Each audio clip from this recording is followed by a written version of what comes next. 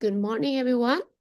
Welcome to our Heavenly Parent Holy Community Oceania Morning Huduke.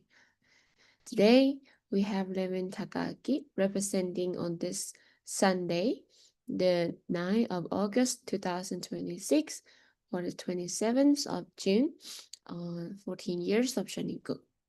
Thank you all for coming. So let's just begin by offering bow to our Heavenly Parent and to parents of heaven, earth, and all humankind. 하늘 부모님과 천지인 참 부모님께 경배하러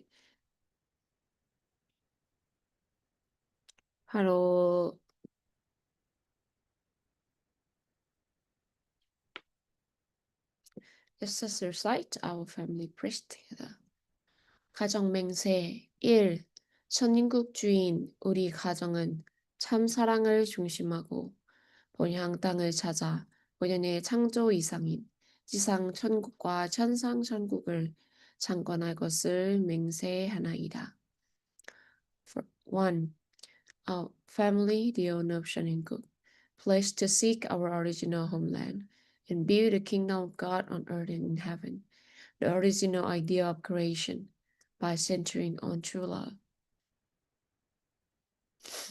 Next, I would like to offer a prayer with this prayer title of Two Mother Prayers of Revelation, Goldie Island, Senegal, from 19 January 2018. Heavenly Parent, how many long years have passed as you worked hard and took a sorrowful course to find your sons and daughters. We know of the history that has pained heaven many times because of humankind's ignorance. Heavenly Parent, nevertheless, you never gave up on us. Thus, you were able to find the victorious two parents for whom you had wished for so long. When all the people of the world are reborn through two parents and can call my son, my daughter, there will be such happiness and delight on that day. Heavenly Parent, the two parents, to Mother, the only begotten daughter of God, has come here today. Christianity didn't know your deep will or Jesus' essence, and they left a sorrowful history here in Africa and on Goldie Island, where the Jesus word of love your neighbor as yourself go. How could they treat people in this way because of differences in color, skin color? Please remember the people of Africa who have endured and waited for more than 500 sorrowful years. Beloved Heavenly Parent, today in the name of two parents, I liberate the sorrowful spirit of Goldie Island, and through a spiritual workshop conducted by Heavenly Parent, they can be resurrected at good spirit and return to earth and be with their descendants so that Africa can become an Africa that can realize the dream of one human family centered on Heavenly Parent and become the light and light of the world. Let's cooperate enthusiastically to achieve a world of no more conflict, suffering, or war. One world of complete harmony and unification centered on Heavenly Parent. I liberate and proclaim this in the name of two parents. Achi. Thank you. And yes, before we welcome up Rev Takaaki, I would like to share our prayer song. So let's just listen together.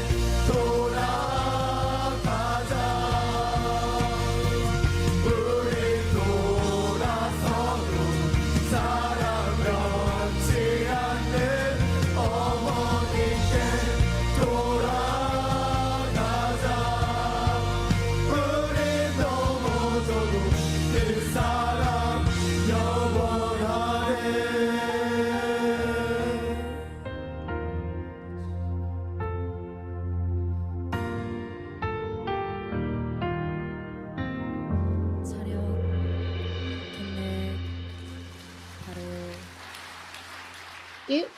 So let's just now give a warm welcome to Rev Takaaki.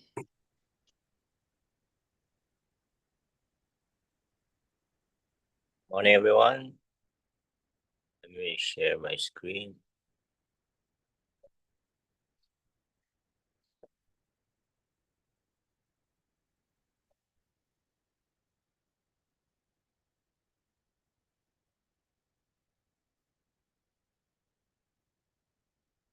Today, I'd like to share True Mother's speech, the unification of the world and the responsibility of humankind.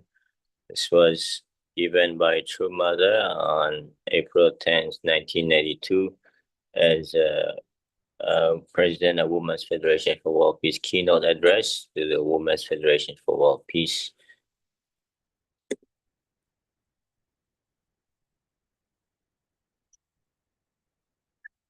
Representatives of the Women's Federation for World Peace from 70 countries, women leaders, and members of the Women's Federation for Peace in Asia.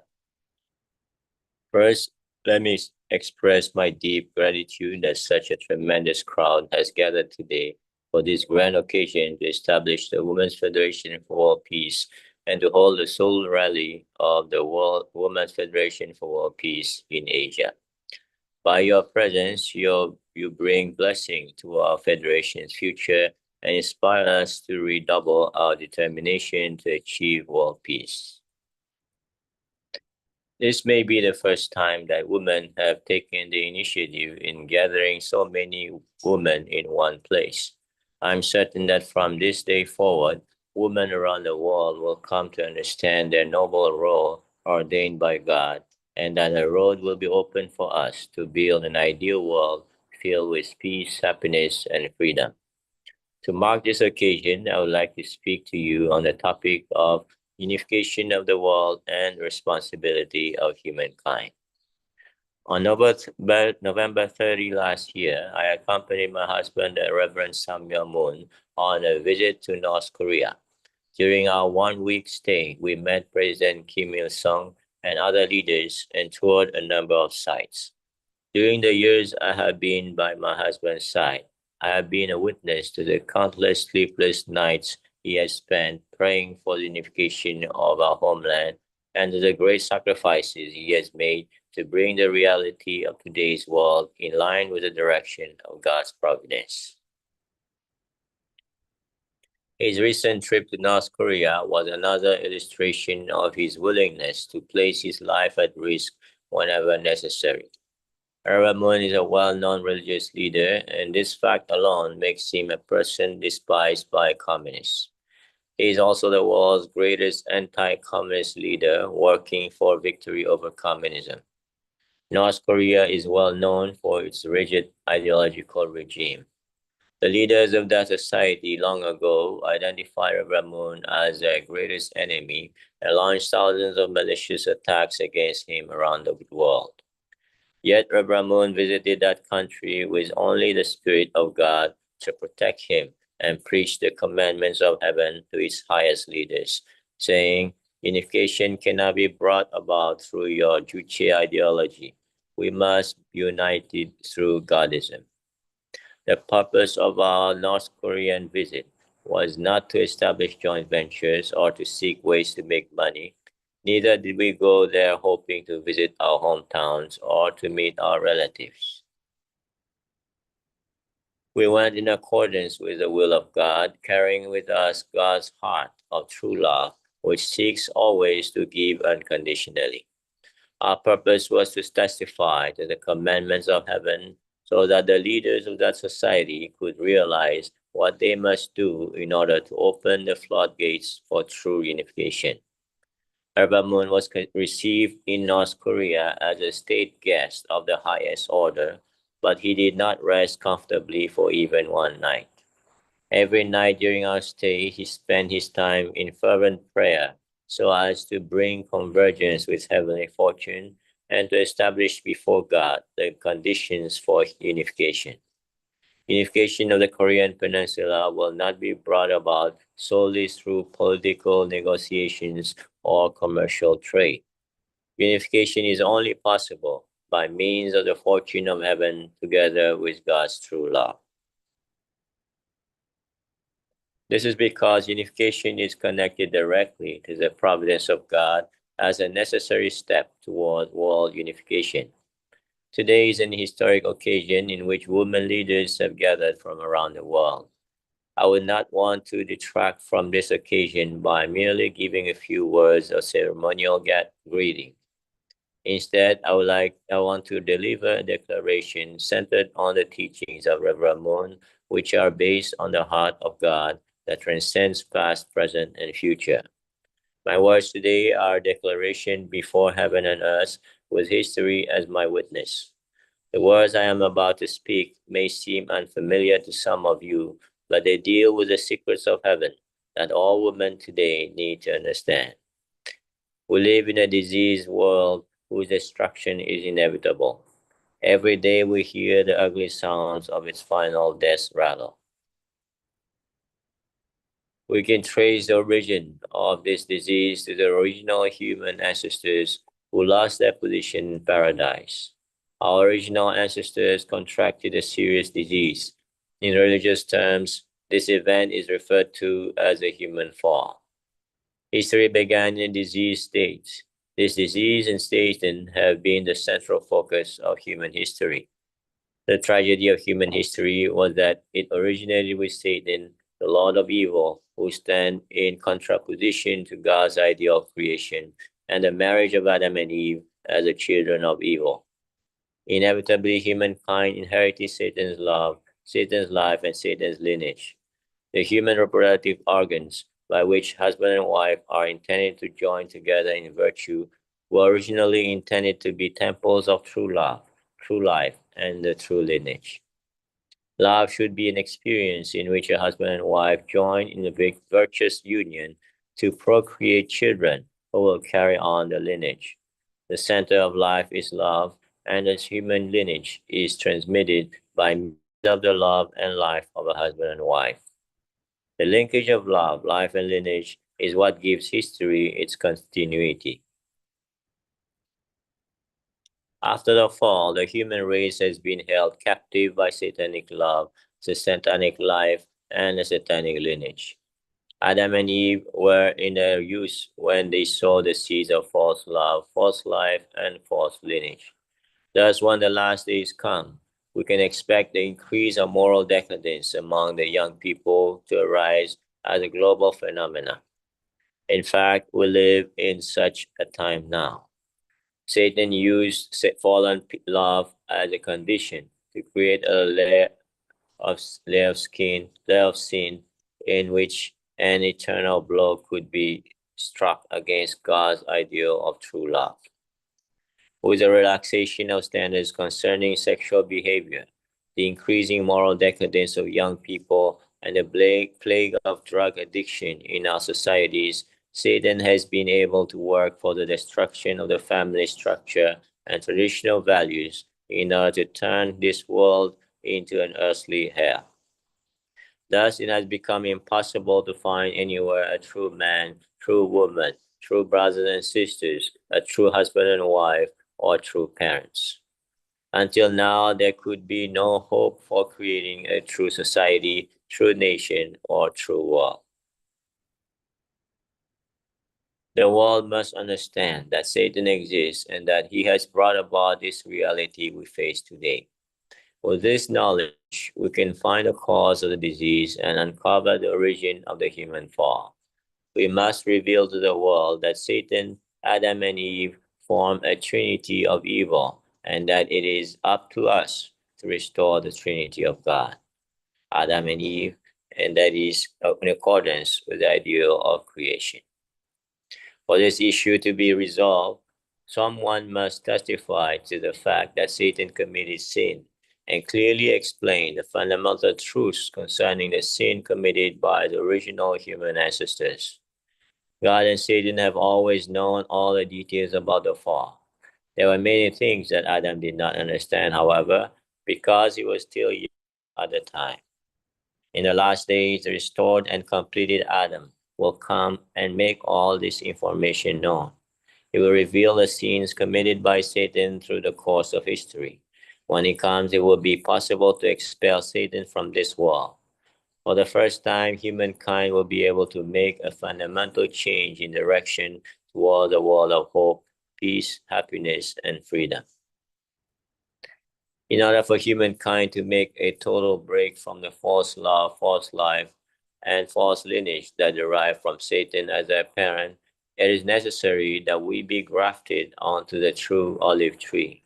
That is, all people need to be grafted onto God and true parents in order to recover true love, true life, and the true lineage. This will make it possible for us to build heaven on earth as well as in the spiritual world. This, in fact, is the final purpose of God's providence of salvation, restoration, and recreation.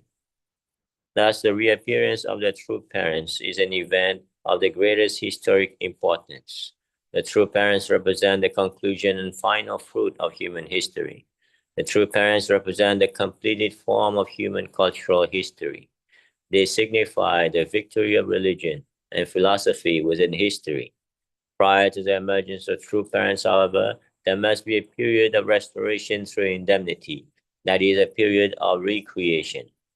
I would like to speak for a while about this historical period based on the biblical record to illustrate what a time of difficulty it has been. By understanding this,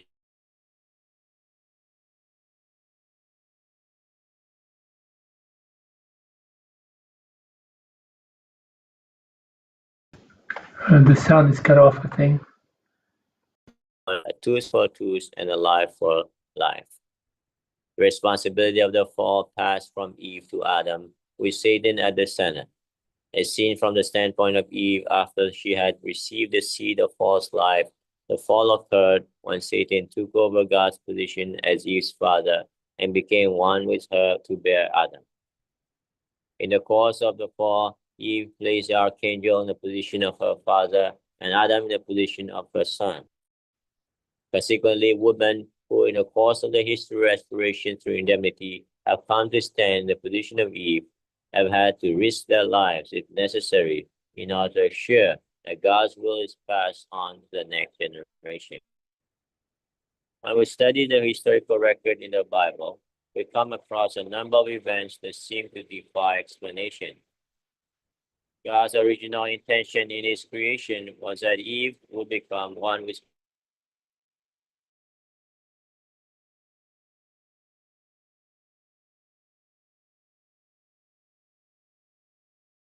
Adam.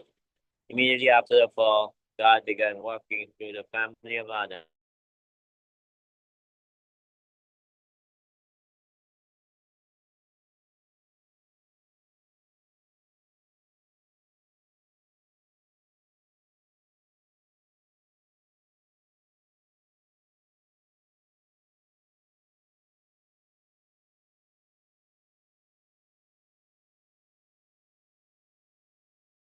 The sound is cut off again.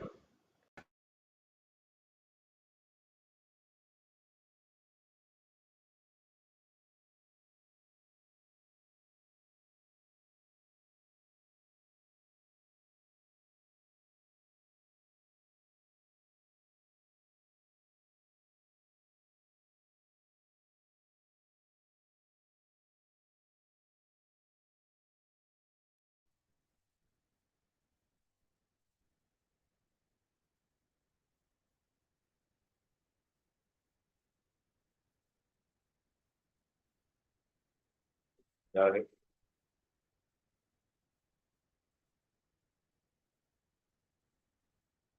There again. The next problem.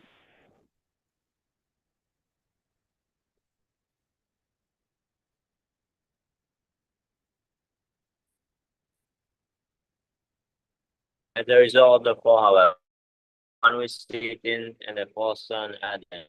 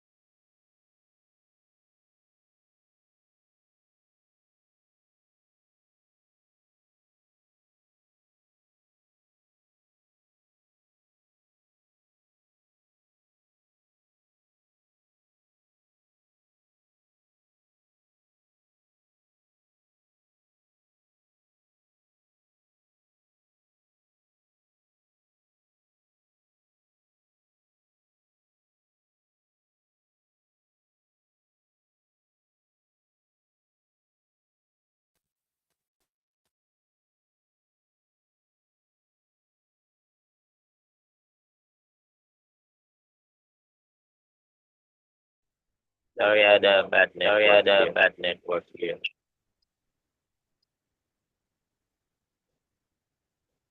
Cain, the first fruit of the Lord, was conceded to the side of Satan. And Abel, who was born to the side of Satan. And Abel, who was born to place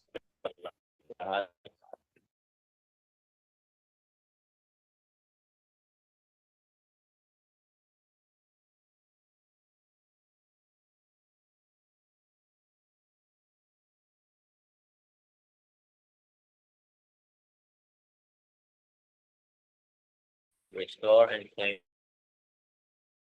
by Satan. For example, Cain and Abel made offerings to God simultaneously, but God received the offering of Abel. The second born had been placed on the side of heaven. The second born had been placed on the side of heaven. Had Cain made his offering to Abel, had Cain made his offering to Abel, God's orderly fast and to the archangel, and restoration and to the archangel, and restoration because Cain killed Abel, because Cain killed Abel.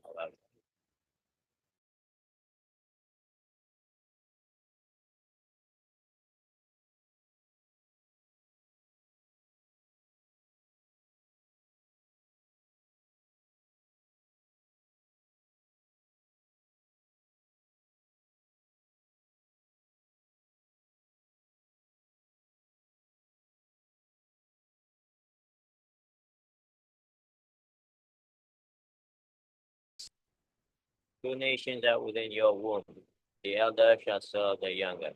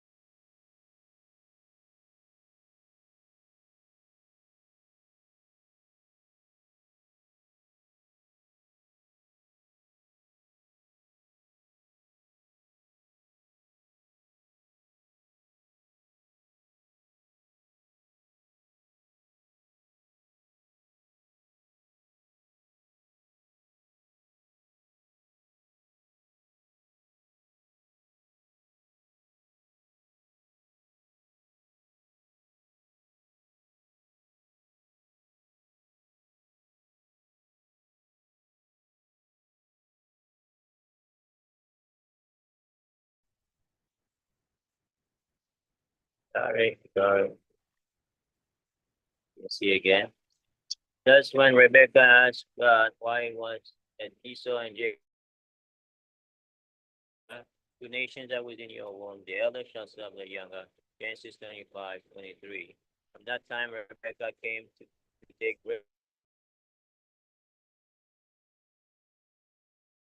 indemnity, the birthright with brother Esau. For this to be successful, Rebecca needed to fulfill her responsibility in the position of Eve. The blow struck on the first son of Egypt, the force of the Israelites exoded from Egypt, and Jacob's son Manasseh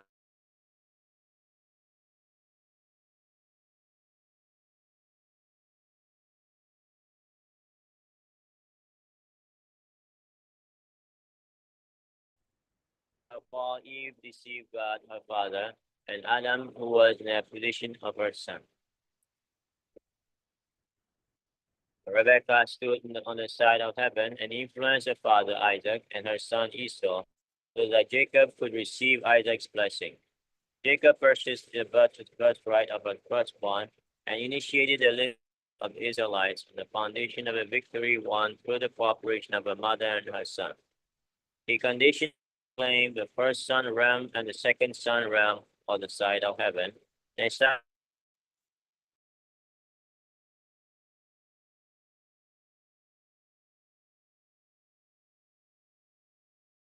control over the birthright of the firstborn. Thus, a realm human age prior to 40 was still left without the condition of having won victory over Satan. Once again, therefore, dispensation was carried out for the purpose of gaining victory.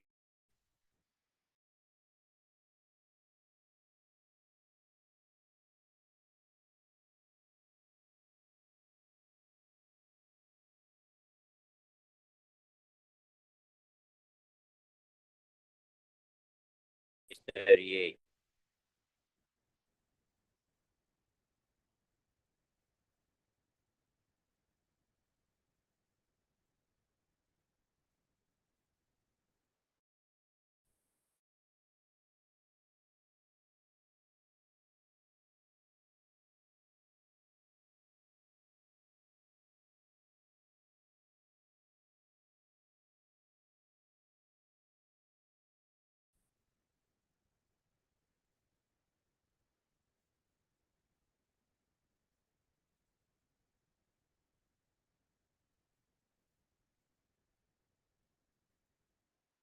Sorry.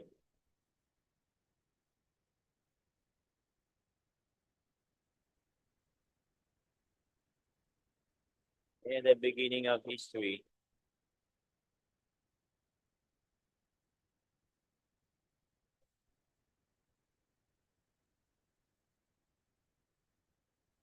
the lineage of Satan was planted in the maternal womb.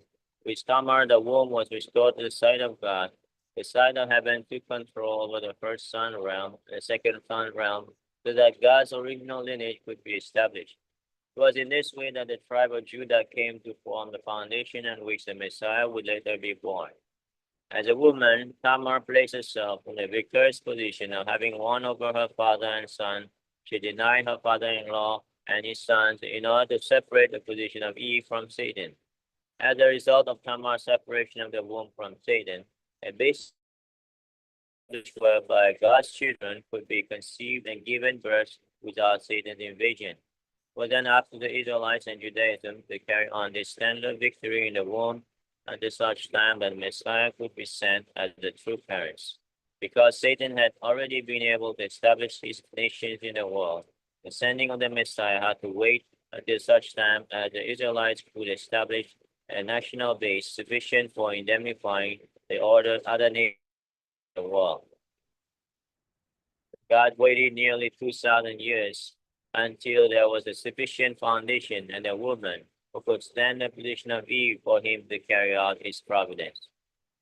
This finally took place through Mary, the mother of Jesus. When Adam and Eve committed the fall, they were already engaged to be married at a later date. In the same way, Mary and Joseph were betrothed to each other, centered on God. As with Rebecca and Tamar, Mary was a revolutionary woman called by God to take part in the process of recreating Adam.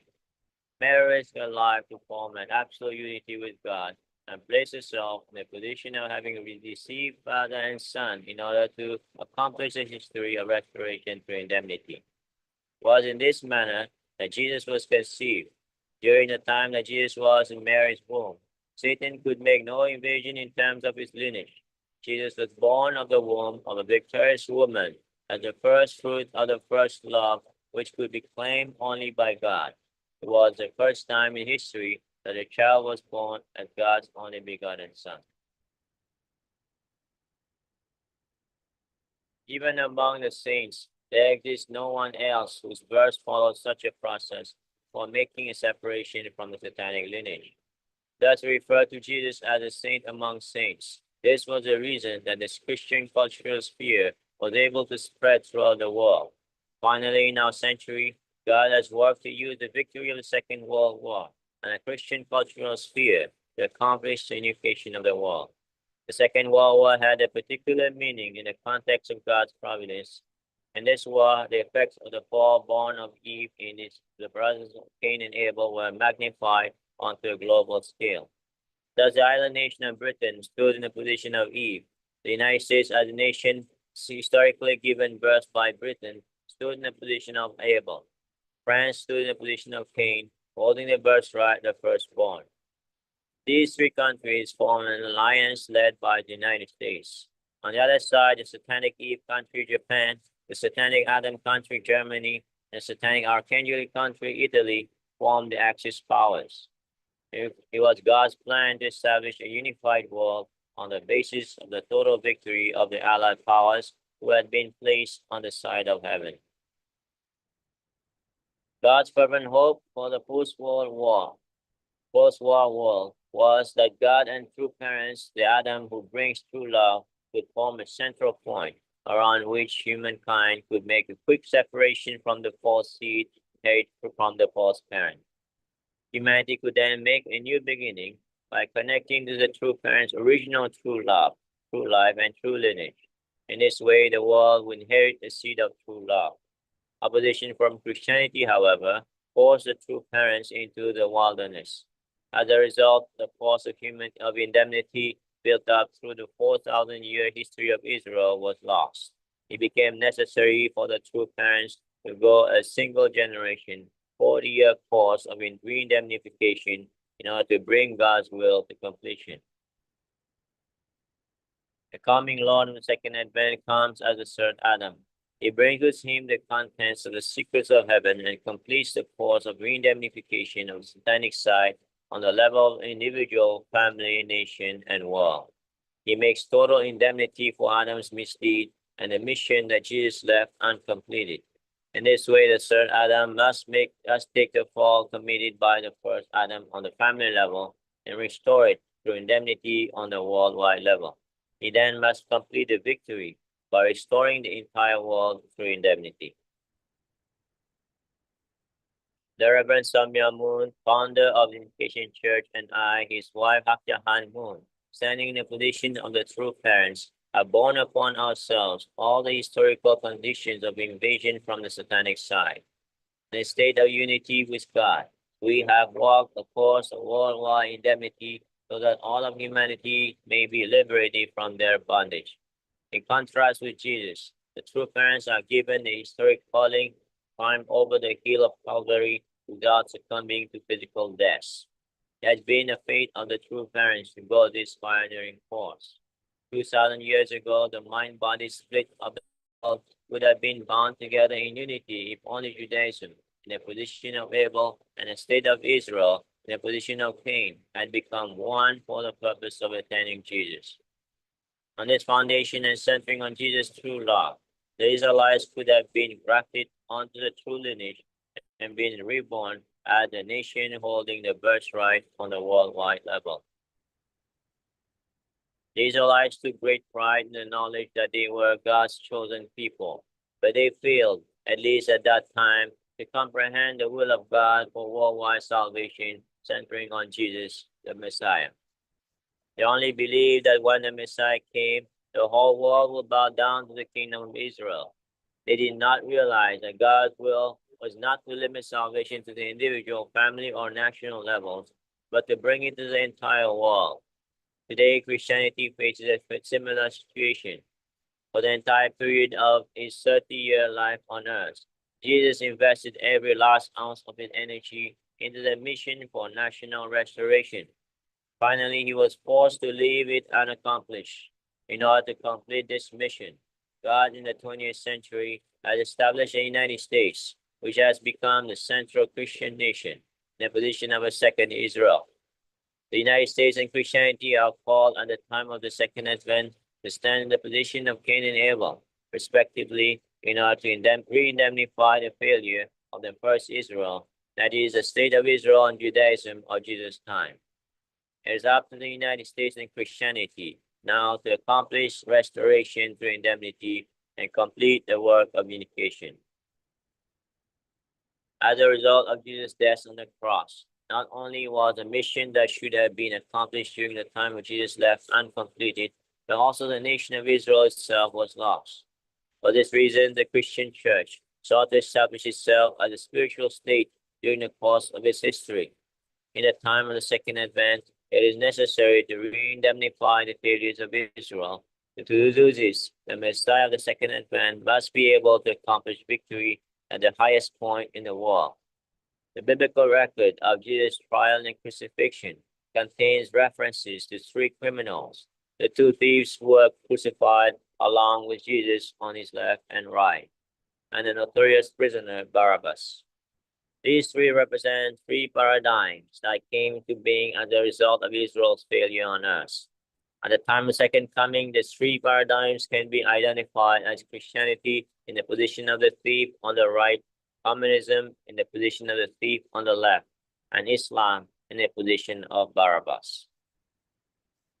The Lord of the Second Advent is responsible for binding the left and right together to give them a common direction and then add the Islamic realm as well. He should make restoration through indemnity so that all things are resolved in a common direction.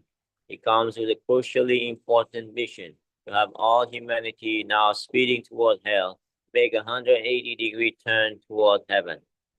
Thus Christ of the Second Advent, who has come in the position of the true parents of humankind, has devoted unending efforts to gather together the entire spirit world and realign the nations of this world, centering on Christianity, so that God's foundation of victory can be reformulated on a worldwide level. Centered on Christianity, however, Britain, the United States, and France opposed the true parents. Therefore, heaven had the Unification Church prepared to take the place of Christianity. Through the Unification Church, it became possible for the true parents to pass over the mountain of tribulation. Here, they were opposed not only by the communist world standing on the satanic side, but also by the Christian countries and the entire world. Finally, now they have come to the point where the side of heaven can claim and welcome the satanic side. Thus, Korea, Japan, and Germany now emerge in the world as countries able to receive the true parents. God has been able to carry out his history of indemnity centering on these countries. In the context of the worldwide dispensation of the true parents, Korea has been placed in the position of the Adam country, Japan in the position of the Eve country, and the United States in the position of the Abel country, and Germany in the position of the Cain country. Japan was once an enemy country of the true parents. The United States and Japan were once enemies, and Germany was once an enemy of the United States. The true parents, in order to fulfill what Christianity and the United States failed to accomplish after the Second World War, have fostered cooperation among these four countries at the center of the providence and walked a 21-year course of re-indemnification. Through their success, they have established the realm of victory. The Unification Church, which has victoriously crossed over the hill of Calvary on the individual, family, nation, national, world, and cosmic levels, has given the United States a new sense of direction, has given new hope to Christianity, and is resolving the issues related to the communist and Islamic worlds. On the Korean Peninsula, Jacob and Esau of the 20th century are faced off against each other in the form of the two Koreas. The true parents working with true love in this conflict against Kim Il-sung is the position of the false parent, have restored through indemnity the realm of the victorious parent. Through this process, Korea is established as the third Israel that has accomplished history's ultimate victory and becomes the chosen nation of the new unified world. Korea as the third Israel is a base from which the true parents and their children are able to accomplish their fervent hope for a unified world of peace. It holds a central position for building heaven on earth and in the spirit world. It should be understood that from a providential standpoint, the great prosperity experienced by Korea, Japan, the United States, and Germany in the post-war period has been due to the fact that these countries received God's blessing, with Korea as Adam, Japan as Eve, the United States as Abel, and Germany as Cain. In the Garden of Eden, at the time of the fall was committed, the archangel was with Adam and Eve.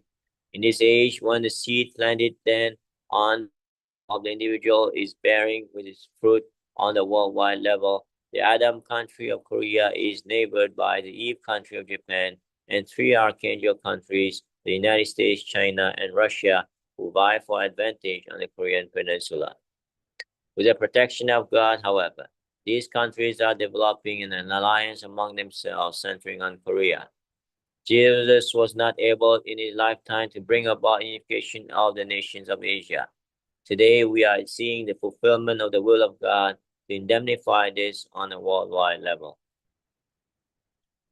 Similarly, the significance of the coming of the Asian Pacific cultural sphere is that the worldly sphere of material and spirit, such as what Jesus sought to accomplish in his time, is now being constructed in Asia. In other words, the countries of Asia must now establish a unified world centered on the true parents. Now is the time to attend the true father who has established a victorious tradition in world history, and the true mother, the global representative of woman, who has gained victory as the representative woman in history. By doing so, we must establish not only a true concept of manhood, but also a true concept of what it means to be a mother, a wife, and a daughter. In the context of new families, we must make a new beginning towards a new society, nation, and world, and become forerunners in inheriting the tradition of the true parents and harvesting the victory. We women have the mission to give proper guidance to men who lead their lives of moral decadence in disorder, so that the tragedy of the destruction of Adam and Eve may be resolved within the concept of history. Beloved women members, today's gathering is being held by the Women's Federation for Peace in Asia for the important purpose of establishing the Women's Federation for World Peace. In the age of women that is now dawning, our members must embrace our husbands and properly educate our children so that we may be a model movement for practicing true love throughout the world. We must gain the active cooperation of our husbands and children for the development of the Women's Federation for World Peace. Our women's movement is not for women alone. First, a movement of true love for our husbands and children must bear fruit in ideal families. The ideal families formed in this manner will come together to form ideal nations and an ideal world. For this reason, the Women's Federation for World Peace must someday develop into a federation of families for world peace. For the sake of world peace, we women must take the lead in the government, finance, culture, and society. The basic values we should uphold in this federation of women are found in Hedwig philosophy and Godism. These values are what unite left and right and overcome atheist materialism. They are certain to be the guiding ideas of the world of the 21st century. As women, let us remember our forebears, Rebecca, Tamar, and Mary, who fulfilled major responsibilities in the history of God's salvation providence. Let us inherit the strength of will by which these historic women overcame life-threatening dangers and difficulties. Let us establish our families as homes for the true parents, true husbands and wives, and true children, so that we may join in the holy cause of changing this world of evil into a heavenly world. Let us march forward toward a world of peace centered on the true parents who are the center of true love. Okay, this was the True Mother speech, and you can see as she was reading everything, the mission of true parents, importance of the true parents, also about time. And there was also true father actually spoke the same day on in the speech. He exactly said that true mother, who has been in a position of following after the true father, has for the first time in history come to stand as an equal position through her worldwide declaration, liberation of women, true father and true mother will take their children, go before God, inherit all the authority and power of heaven. They will establish the original family and reclaim the tribe, race, nation, world, and cosmos, and reorganize a perfect world of God's will. So in this day, true father acknowledged for the first time that true mother can stand as an eternal and an equal position as true father. So this is very important to understand. And this first time a true parents appeared publicly as an equal, so that we can understand the mission of true mother, understand our time now, understand that even though true father went to the spirit world, True Mother is continuing God's work and still together united with True Father spiritually, doing as an equal, like True Father said, in equal position to him to establish God's kingdom on earth. And let us be united together with True Mother, as she is now taking on all the responsibility and being hard in a hard situation now in Korea, and pray together and for the victory of the trial, and so that True Mother can return safely to the palace. Thank you very much. Sine.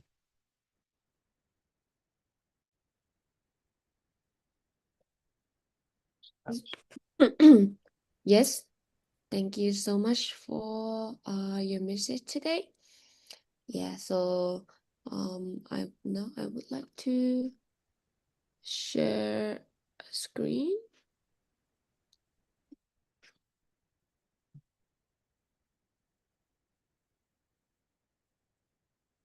Yeah, let's just listen to the prayer song. 어머님 환궁하실 그날까지 우리 모두 한 마음 한 True Mother, 뜻으로 until the day you come, 간절히 기도합시다. we are going to offer this prayer with one heart.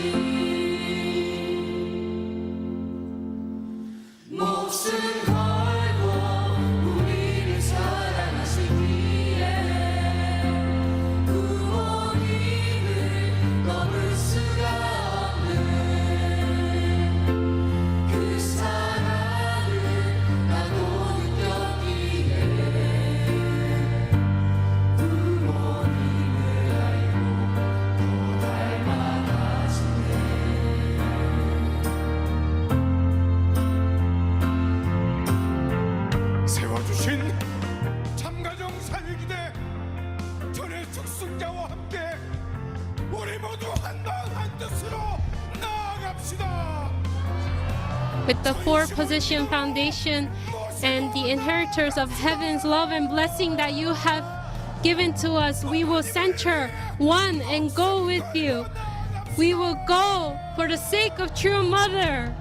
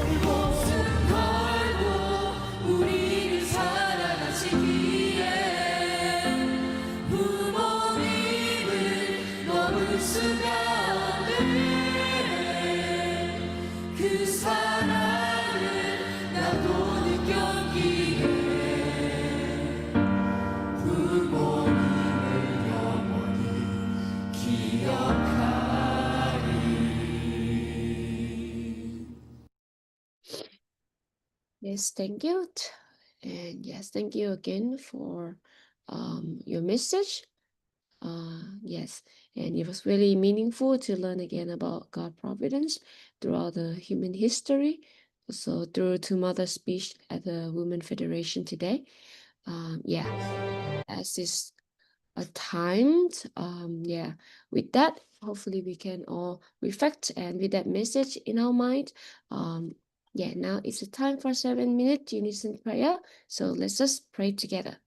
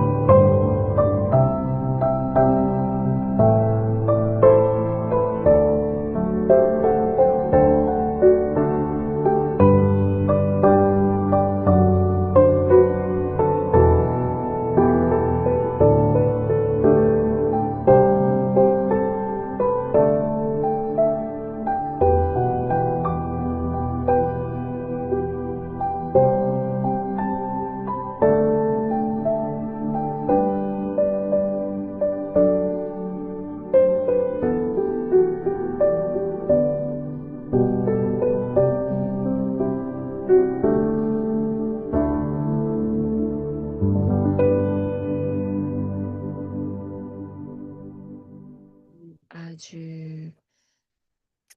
Yes. Yes, thank you so much, everyone. Thank you for joining our Hundoke this morning. And yes, today's Sunday. Yes, happy Sunday and have a good day, good Sunday. See you again tomorrow. Bye bye.